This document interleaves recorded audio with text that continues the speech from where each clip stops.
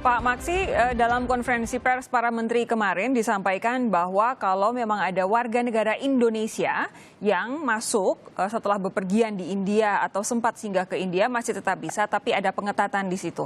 Ini alurnya seperti apa? Pengetatannya berbentuk seperti apa? Ya, jadi untuk warga negara Indonesia yang datang dari India itu protokolnya sama, itu diperlakukan pengetatan. Jadi isolasinya, karantinanya itu sampai dengan 14 hari. Ya, 14 hari.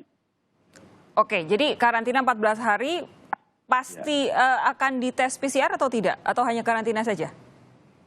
PCR sama. PCR juga ya? Itu tetap diberlakukan sama juga dengan WNA. Hari pertama datang dan nanti hari ke-14 mau pulang itu Oke, sudah disampaikan oleh baik Pak Budi Gunadi Sadikin maupun Pak Erlangga bahwa keputusan untuk sementara menutup pintu bagi warga negara asing dari India itu akan terus dievaluasi. Evaluasinya akan berjangka berapa lama dan seperti apa, Pak Maksi? Ya, jadi penutupan itu kan bersifat sementara. Jadi perkembangan kasus akan terus kita evaluasi bagaimana perkembangan kasus tentu di India. Kalau penurunan kasus di India itu sudah kembali ke awal, tentu itu akan dipertimbangkan lagi. Ya, akan dipertimbangkan lagi untuk tentu dibuka lagi.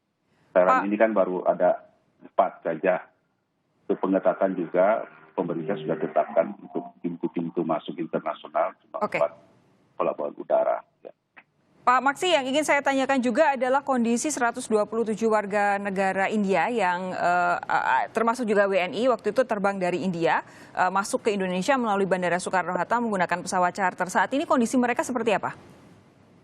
Ya, kondisi mereka semua stabil dan dari 127 dan 5 WNI diperiksa PCR-nya itu ada 12 yang positif.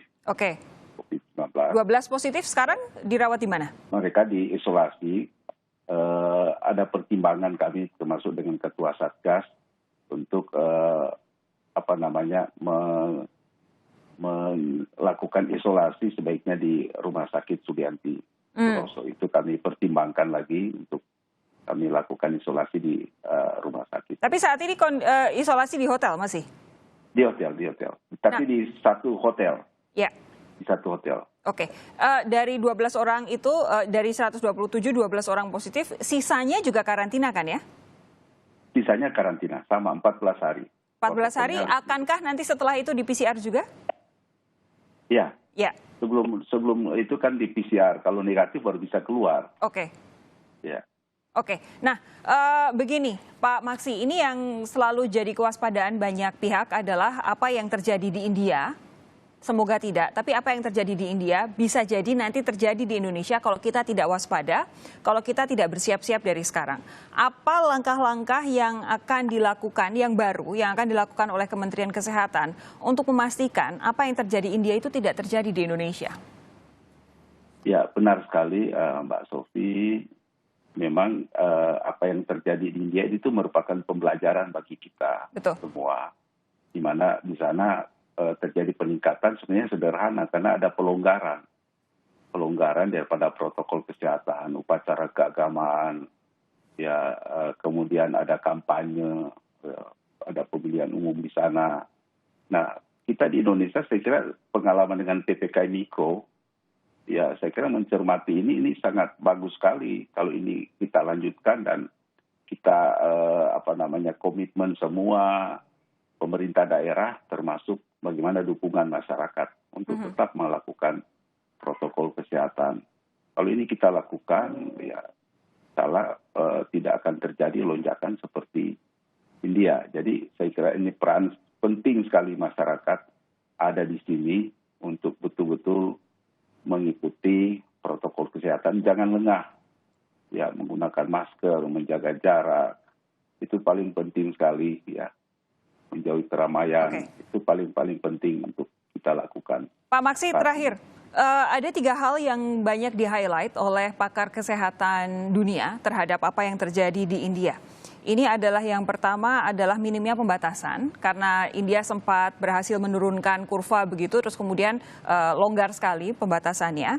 Jadi di sana minim pembatasan dalam beberapa waktu terakhir. Kemudian rate vaksinasi tergolong rendah. Dan yang ketiga, masyarakat sudah abai terhadap protokol kesehatan. Mau tidak mau kita harus mengakui yang 3 hal ini juga sebenarnya tampak di Indonesia. Apa yang mesti kita lakukan, baik dari pemerintah maupun masyarakat, Pak?